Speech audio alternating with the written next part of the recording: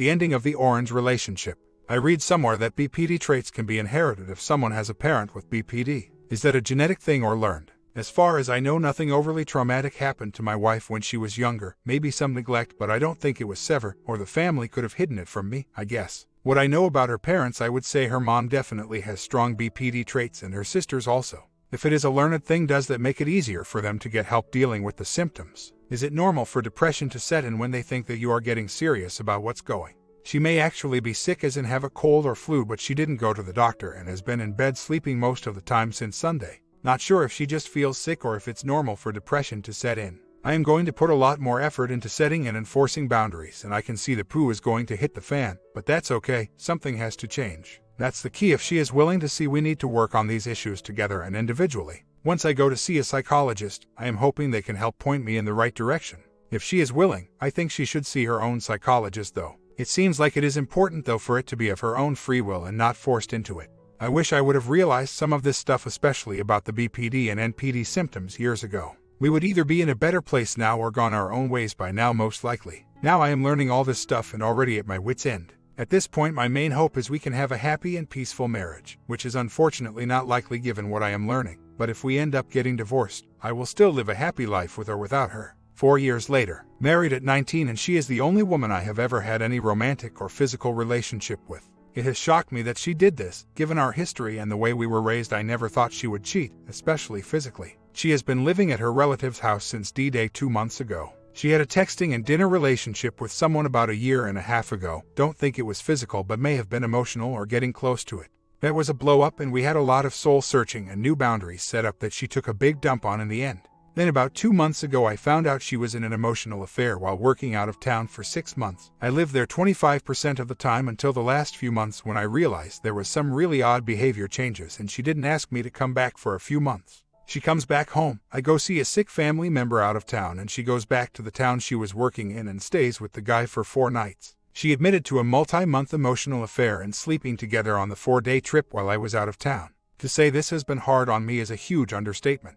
This is the worst thing I have ever been through in my life, and I have been sucked into chaos many times over the years. Part of the difficulty, I think, is being married so young and being the only woman I have ever been with. It's a little better now than the first few weeks, but still very tough. If I had pre-existing X tendencies, I think there are 2 nights early on in the past 2 months I would have killed myself. I am probably going to file for divorce soon, doing research on that now. Something that is really bothering me though is how she is acting. She acts as if she doesn't want to get divorced, but we have talked to 3 different counselors, and her comment is, "I don't know what I want and need to figure it out." Let me help you with that by filing for divorce. She has taken on a casual, "I am sorry, but what's done is done, and a lot of people have affairs" type of attitude. She is playing the victim and gets mad when I try to talk to her about what happened, even when I ask in a calm, non-judgmental way. She has even been emotionally abusive when I try to talk to her about what happened. She won't read any material or books, although she says she will. That was a month ago, and I am not pushing her or guiding her through this process. This is why I am probably going to file soon, and we have a 60-day cool-down period in my state. If she can't find the ambition to work on it, then there is nothing to work for IMO. If she was genuinely sorry and remorseful, it would still be hard for me not to get divorced, but the way she is acting makes it practically impossible. This has been such a deep, cutting insult to me, the way everything has gone down and turned out. I can forgive with time, will never forget, and not sure if I could continue on and get past it.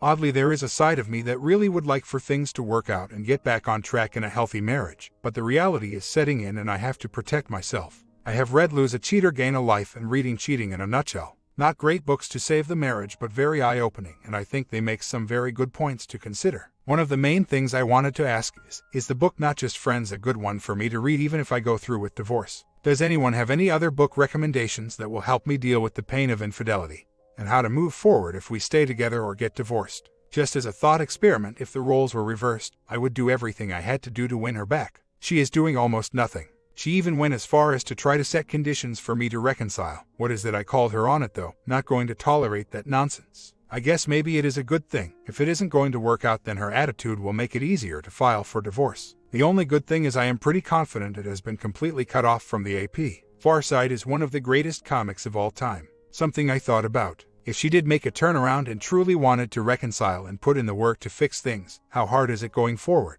I can forgive eventually, but I will never forget. I've read several stories where people are still struggling after infidelity to deal with this years and years after D-Day. This seems like a miserable way to go. But then on another side I also read where people have better marriages after reconciling and working it out. I would imagine those cases are where the WS is all in 100% and willing to do whatever it takes to reconcile. The first issue was a different guy, and as soon as I found out about it I consistently GPS tracked her for over a year. That's how I knew they went to dinner, but I never saw her gone for extended periods of time near hotels or someone's house. That's the only reason I think the first issue wasn't physical, although I am now of the opinion that emotional affairs are just as bad as physical, especially for women.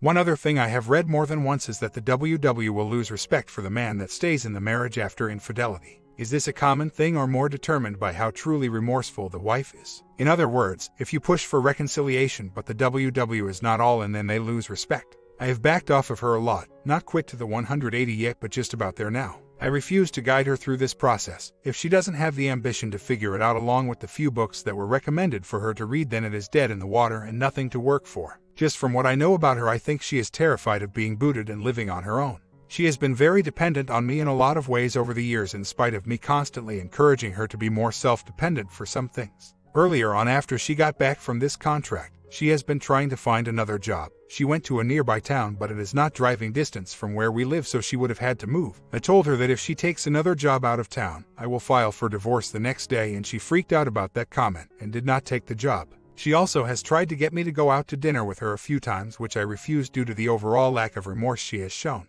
Please understand that for a man to deal with infidelity by someone he loved and wanted to be with long-term is a very deep cut to him. It devastates your confidence, self-esteem. The disrespect to you as a person is practically unbearable, especially when you have given so much over the years to provide for someone and then they turn around and do this. In reality, the WW just made some stupid decisions and the affair is a defect on her part, not my part. I am not trying to say that it is easier for women to deal with infidelity, not at all, but I think there are certain aspects that cut men to their core that is different than women. Looking at it statistically, men are much more likely to get divorced after infidelity than women. Betrayal is such a hard thing to get over. So, given that perspective, it is important for men to encourage each other in situations like this. To be honest, I agree with what the other guys are saying. Every man I know that was single in his 30s, 40s, etc. has married a woman a little younger to 10 years or sometimes 15 years younger in a few cases. Most of them in the 10-year younger range. None of them are wealthy or overly handsome men either, but they are stable and mature men that take care of themselves.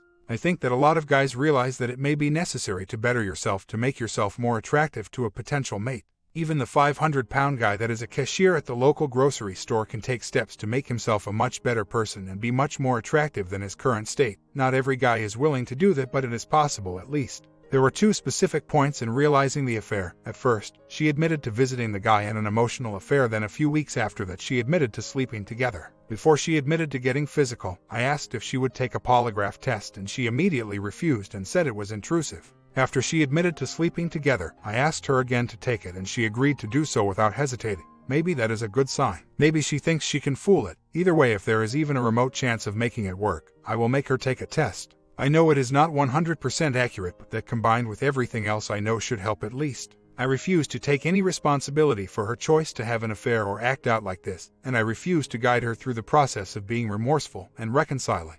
In the past 3 years, when I started noticing some behavior problems, I tried to get her to go to counseling. I tried to get her to read relationship books. I tried to make sure we had good deep connections with each other emotionally, and she has fought and outright refused in a lot of the cases. Now either she makes some drastic changes or there is zero hope for reconciliation. Even if she did make a turnaround, I am not sure I want to stay married. She admitted to sleeping together with the second person.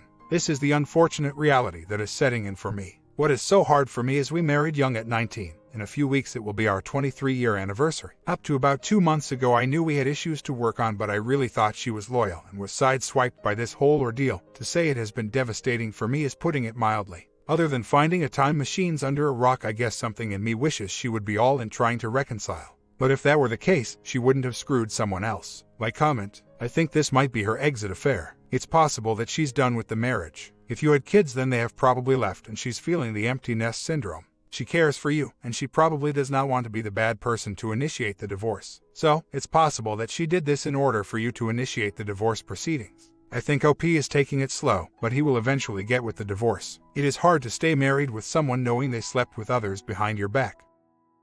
Story 2. We have been married for 9 years and together for 15. I have suffered from depression, on and off lifelong, which has affected my life and is considerably. Although we had always been close and affectionate, over time our physical life had all but disappeared. We rarely socialized and things admittedly became mundane. Yet, I felt we still had a bond that could weather anything, even this. Then last spring, he lost his job. He became depressed and even after finding another job, never seemed to shake it. I should have seen it coming, but seemingly out of the blue last fall he told me that he wasn't in love with me anymore. He felt that he was living for two people. He quit his job and moved to my mother's hometown, which he always loved, because he felt alive there. He said he needed time to figure things out and not to give up on us. I stuck it out in our town for several months before I realized I couldn't make it financially or emotionally on my own. I believed my only recourse was to cut my losses in our town and move closer to family, the same town he now lived. During our separation, there was hardly any contact. Over this time, I slowly discovered he had a girlfriend and he had been living with her since he left me. With her he has gone skydiving, traveling, etc., all things he never did or wanted to do with me. When I moved in with my mother, I did not contact him. I was too shocked and heartbroken. I was sure we were over. Then I get a desperate call from him one night. He must see me. He's been thinking of me. He thinks he might want to be with me again. Then, nothing. It seemed he wasn't so sure anymore. This goes on for a while, back and forth. It seemed that every time he would get in a fight with his girlfriend or she would break it off, he would call me to comfort him or reassure him. All the while he would tell me that he is confused and not sure of what he wants. He tells me that he doesn't want to lose me in his life. When I ask him about where we stand, he gets upset and won't commit to an answer, only that I don't know. Why do I put up with it? Because I am still deeply in love with him and don't want our marriage to end. And he knows it. I finally managed to get an apartment set up on my own. Before I can move in officially, my husband tells me that he can no longer live with his girlfriend and has no place to go. So, what do? I offer for him to stay in my empty apartment until he can get back on his feet. One night before I officially move in, I get a text from his girlfriend telling me to go to the apartment. He needs me. I rush over and there he is in the bathtub, blood everywhere. He cut himself purposefully on the arm. I called and get him to the hospital where I sit with him all night. Over the next couple of months, this happens again and again. Each time, I am there for him. Each time, I comfort him and support him. I discover that each attempt on his life was a result of his girlfriend breaking up with him. Knowing this is heartbreaking, but how can I abandon him when he is in such a low place and taking such desperate action?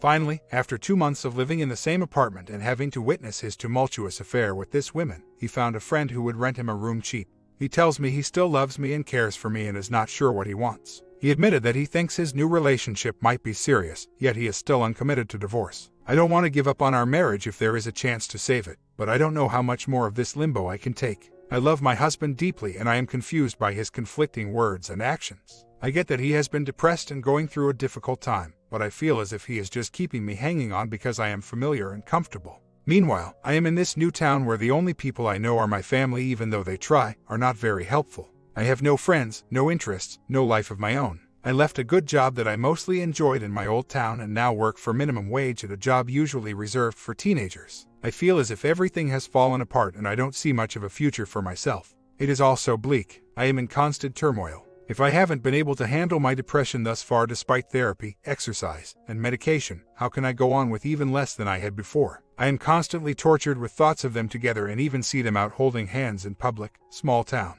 I have been attempting to be strong. I have tried to keep myself busy and make positive steps focusing on what I need, but it gets harder and harder to do when I don't see any results and I am limited with what I can do. I recognize that I have a dependent personality and suffer from social anxiety. I am heartbroken, confused, and I feel like the biggest fool. I'm stuck and not sure how to change my outlook for the better. I feel like a loser and that there is no hope for me. I am a mess. I am sending this out in desperation. No contact will be difficult. I find that I crave even the tiniest bit of attention from him, any sign that I still exist for him. Perhaps I get a slight euphoria if he shows kindness my way, but it always ends in disappointment and more heartbreak. Driving home from work, I saw them strolling down the street hand in hand. I feel destroyed. I have been NC since Thursday and it has been awful. I am trying to keep myself busy and not think of it, but I live in a small town and things like this are bound to happen. He seemed so happy, laughing and holding her close. Is it wrong to wish he was as miserable as me? So, after months of searching desperately for work, and believe me, I applied everywhere I could, the only thing offered is a minimum wage part-time job at a local B&B, housework, gardening,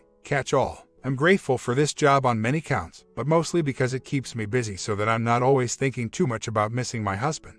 Today, it's 88 degrees and I'm outside watering the plants after spending all morning ironing and cleaning up after honeymooners. And I'm dressed in raggedy work clothes dripping sweat. Not a pretty picture. Who should saunter by? My husband's mistress. Yep, turns out she works only a couple of doors down the street and I suppose she was on her way back from lunch. It was lucky that my boss also happened by, so I was busy chatting it up with her. This made it easy to ignore the O and not look in her direction. She definitely saw me and just walked by cool as a cucumber. I feel so ugly and stupid. I would quit my job if I had another source of income. Savings are gone and this one will barely keep me going. I am one breath away from living out of my car on the ramen noodle diet and can't afford to wait several more months for another opportunity. Husband can't help even if I asked him because he quit his nice salary job soon after he left me. I've pretty much tapped out the family and can't ask any more of them. This is torture. I am an NC, no response from him so far, which is painful in itself. Doesn't he care at all? And trying my best to keep going. When things like this happen, it zaps all my efforts and energy and I'm back to square one. I can't catch a break. I'm not sure how to keep going and sometimes question why I should when everything seems so bleak. I helped put my husband through school and when it was my turn, he bails on me. Now, he's not even using his degree because he is confused about his life. I keep shifting between anger and despair over it all. Everything seems to be hitting me all at once and I am struggling to make sense of it, keep my head above water. Now, I have to deal with seeing her, a reminder of his betrayal. I guess there is nothing more I can do but keep going, but I am so tired, depleted and feeling like I'm not making any progress. Being on my own and focusing on myself and my own well-being is such a new concept for me. I was emotionally dependent on my husband for 15 years, hardly ever spent a day apart, and with my alcoholic father before that. I'm not sure what to do to fill this void. I'm tired of the self-pity, playing the victim, and living a subpar life. I'm lonely and miss the intimacy and friendship I had with my husband. How do you get through the day-to-day, much less prosper, when it seems everything is against you? I miss him. I miss us. I miss even the routine day-to-day of our married life. I want my husband back. I want my life back. Everything feels so wrong now. After everything we were to each other, how can he just stop loving me? How can he toss me aside and replace me? What happened that was so bad we couldn't fix it together? Why didn't he tell me what he was going through before it got to this point? What happened to our little inside jokes? Our long, deep and intimate conversations late into the night? Where did the sweet gestures of love go? The little notes, the random small gifts, slow dancing in the kitchen over boiling pasta. All of it and everything we shared. It wasn't that long ago. 15 years and suddenly it doesn't seem to matter to him. All the colors have faded. The hours tick by, empty. Was it all a facade? Before, when he looked into my eyes, I believed I could feel his sincerity. Now, am I to believe it was all just a dream? He said he changed. What does that mean? Will this ever make sense? If he truly loved me before, can't he love me again? Or is he so far gone from me now that I mean nothing to him?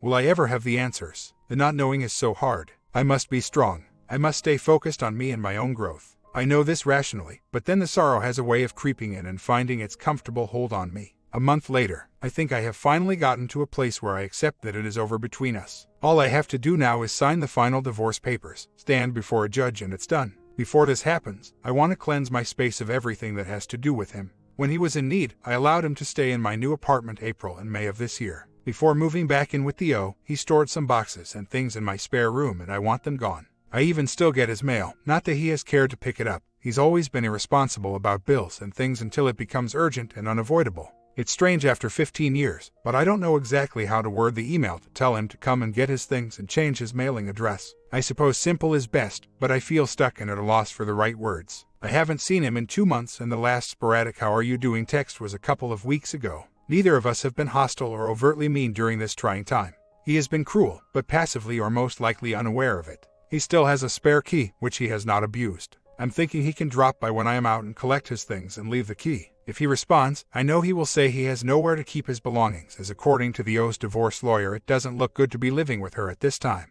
Not that I give two crap about her situation, but this will be his excuse. Plan B if he doesn't agree to my request is to drop off his stuff on her front lawn while they are at work, but then I might never get my key back. If he doesn't change his mailing address, I suppose I could also arrange that as well. I'd like to try the decent way first. I would like to maintain some dignity and keep emotion out of it. I do not wish to see him as I am still working on my feelings of humiliation, disappointment, etc. At this point, I don't ever want to see him again. It hurts too much. As I am sure you all understand, I have been through hell and don't want to put myself through any more unnecessary pain. It has now been 11 months since he left me for her and I know the heartache isn't over yet by a long shot, but hopefully this will help me to move on and process it.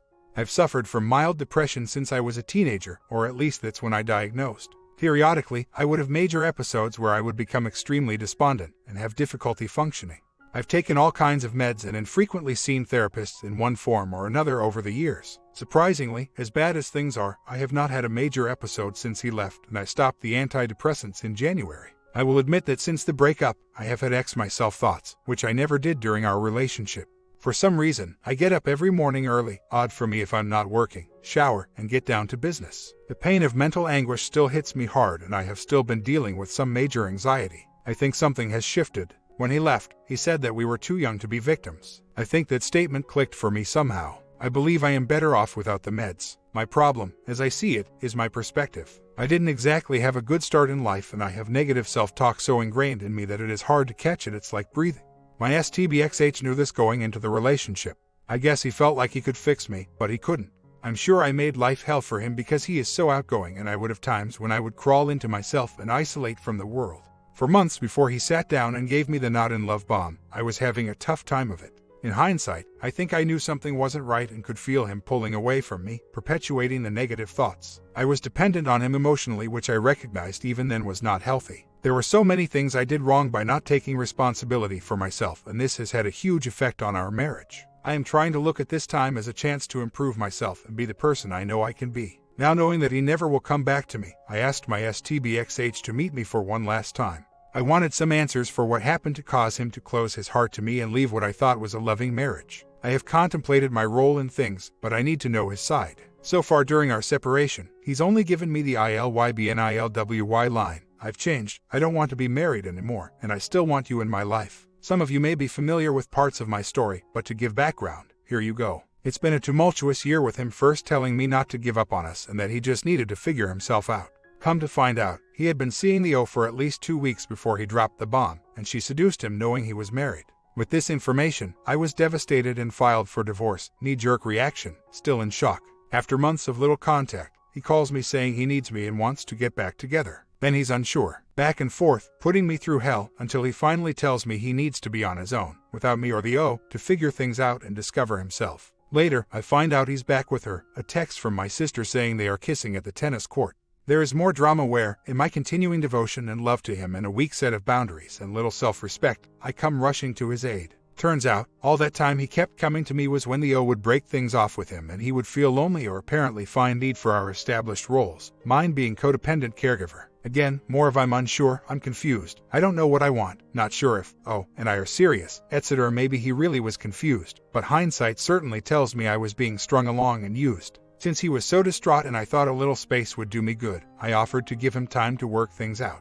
Anyway, I don't hear from him for the longest time, and this is when solitude, reflection, and, finally, my intuition tells me that he's done with me. Last week, I asked him to get the last of his things from the apartment. He had the audacity to bring O to help him. I'm sure he didn't think I would show up. This is when he finally decides to be clear. He doesn't want me anymore. Even after all his crap, why do I still love him? Why can't I just eat my crap sandwich and accept it? So, I ask him if we can schedule a time to really talk, and he keeps putting me off. I get a text today if this afternoon is good. I can't working. So, I ask him how about this evening.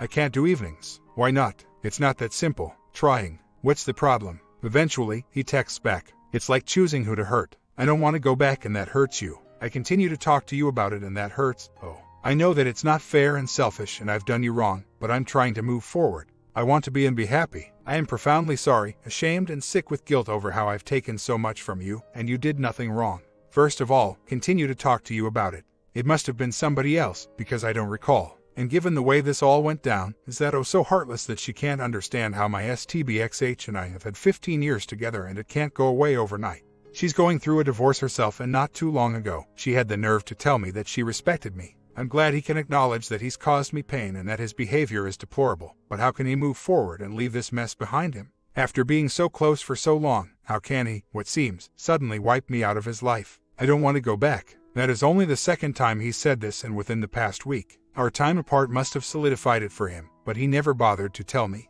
If I hadn't asked him to come pick up his remaining things from the apartment last week, would he ever have told me? This is so very difficult for me to absorb. I feel so rejected and abandoned. My worst fears come true. Any insight or words of wisdom I will be grateful for. After moving some things around, we will meet tomorrow at 3 p.m. EST. I'm so nervous, and I have been going over and over in my mind what I will ask him and what I want to say. I also have some dread of what he might say, but I don't think I can move on until I get some clarity. I'm trying not to expect too much from him, but is it too much to ask for some honesty and a forthright discussion?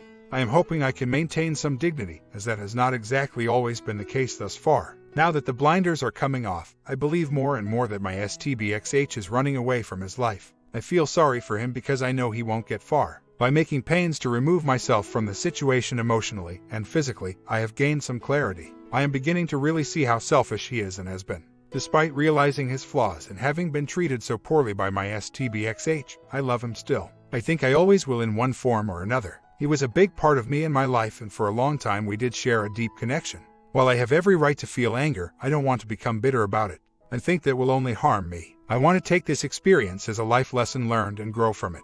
I am afraid of what the future holds, but nothing in life ever runs in a straight line. It's fluid, and I'd like to be able to take the good with the bad. Today I feel okay with this. It has actually been a great relief to finally get some explanation from STBXH. I think I have been holding my breath, waiting for him to just tell me why. Tomorrow might be a different story, but as we've all heard many times before, this is a process. My STBXH did have a point about not fully living our lives. It's true that I can't help that I live with depression, and it's not right to abandon a partner because of it. But I feel as though I have been hiding behind my illness. It's a self-perpetuating problem. I would get invited to do things, but because of my mood I would always refuse, isolate, and withdraw into myself, thus creating more bad feelings. I have been taking medication on and off, and going to therapy sporadically, since I was a teenager, 38 now, but nothing ever seemed to help. I don't think I need to be on antidepressants long term, perhaps only to help me through those really nasty episodes. I made the decision to quit meds that I was on for years, about 4 months after he left. It has surprised me that even with current circumstances, I have been doing fine, while sort of still functioning. Getting out of bed, for me, I certainly think some long-term therapy with the right counsel is the way to go. There may be a chemical imbalance, but I mostly think it's my life perspective and self-image that is out of whack. I'm going to go to the doctors and see what they have to say about it. Final update. Took a big step and mailed off the final divorce papers today. Informed STBXH yesterday that this was what I was going to do. Theo actually texted me tonight asking if I had gone through with it, and if I hadn't, not to. She wants the two of us back together. She wrote he was very emotional. They apparently were having a talk. Then he texts me that he's going to love me forever no matter what I decide to do. Very strange. I thought I was going to be okay with all this, but now I am confused and need some support. I feel mixed up and sick. No sleep tonight. We meet and he tells me that he's sorry about O's text last night. Apparently, her husband wants her back. Yes, she's separated, too, and just finished the 1-year waiting period in August required by this state. And according to him, she actually may consider it because she feels some obligation, due to upbringing and her religion. However, she's not sure she wants to remain married and still cares for my STBXH. Therefore, the emotionally charged evening when she felt she needed to include me in the drama. He's distraught because he's still into her. And he feels his world is falling apart, broke with very little work available, not even enough gas for his car. He feels like his life is spiraling out of control. He admitted that he created this mess he's in, it's all his fault.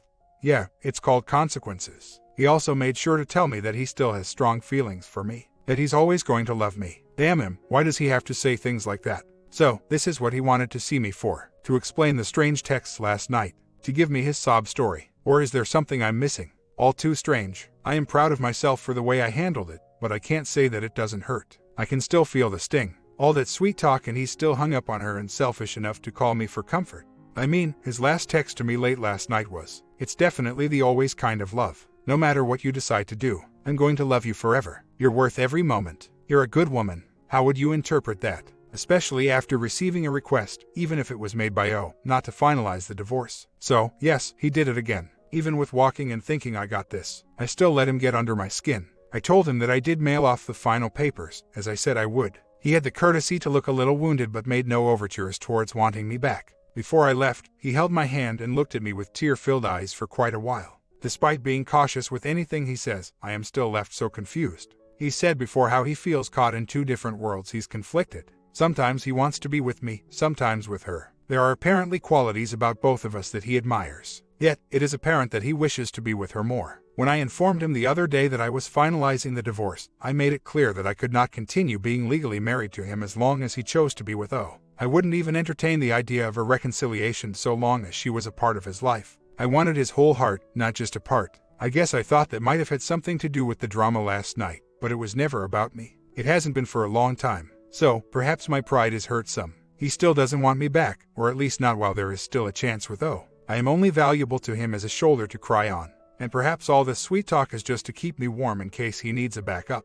I don't want to believe that, but what can I believe? Why can't I walk away? Why do I continue to stay in this train wreck? We are done. He can do nothing but hurt me now, yet I can't break away. There is a part of me that won't let him go. How will I find the strength to do it? Soon, we'll be legally divorced. But how do I divorce him from my heart? I keep thinking, if he would just make some effort and show me that I am still important to him, not just sweet words spoken as he returns to her bed. Over and over, I have been advised to go dark, no contact, remove him like a cancer from my life. I see the wisdom in this good advice, but it is difficult to follow. I am learning to love myself more and more every day, a little at a time. But taking care of and loving myself is new and I am afraid. I feel like a newborn foal wobbling on weak legs that frequently gets knocked down in the mud. I keep getting back up but become exhausted by the effort. I have no plans of taking him back right now. If ever, it's still so painful, insult on top of insult.